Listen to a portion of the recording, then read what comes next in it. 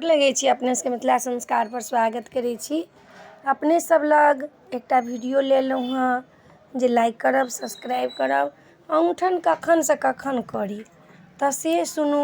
देखियौ, रातिमे खा पी कऽ सुतब तऽ 4 बजे उठब तऽ कते लोकके देखै छी नहा सोना कऽ तब खीरा आ सुपारी चढ़बै छै, लेकिन एहिमे ई नियम नहि छै जे नहा कऽ खीरा सुपारी चढ़ाब। भोरमे अहाँ जेना मुँह कान धो लेलहुँ, जल छीट लेलहुँ, गंगाजल देहपर छीट लेलहुँ आ पीढ़ीके धो कऽ आ ओहिपर जा कऽ अहाँ खीरा सुपारी सब चढ़ाब। चिलो सियारोवला फेंक देब, जितवाहनवला सबके दऽ देब, पितरोके लोक चढ़बै छै सबके दऽ देब पीढ़ीपर। एकर बाद अहाँके औंठन अइ 4 बजे सुबहसँ लऽ कऽ अहाँके 5:30 तक, लेटेस्ट अहाँ 5:45 तक कऽ सकै छी। 5:45 बाद अहाँ नहि कऽ सकै छी औंठन। तऽ अहाँके लेटेस्ट जे अइ से 4 बजेसँ शुरू अइ। 4 बजेसँ शुरू कऽ कऽ अहाँके 5:30 तक, 5:45 तक अहाँ 5:45 तक मुँह तूँह धो लिअ, चाय ताय पी लिअ, ब्रश कऽ कऽ हटि जाउ।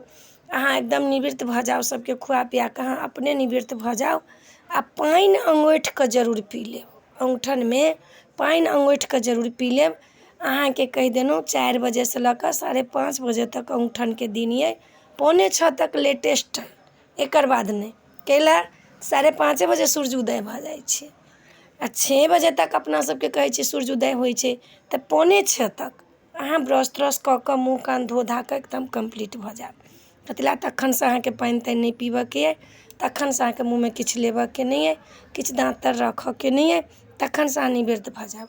1:30 बजेसँ लगतै तऽ एकर मतलब की छै, हमरा सबके तऽ सबेरेसँ करऽ पड़तै ने।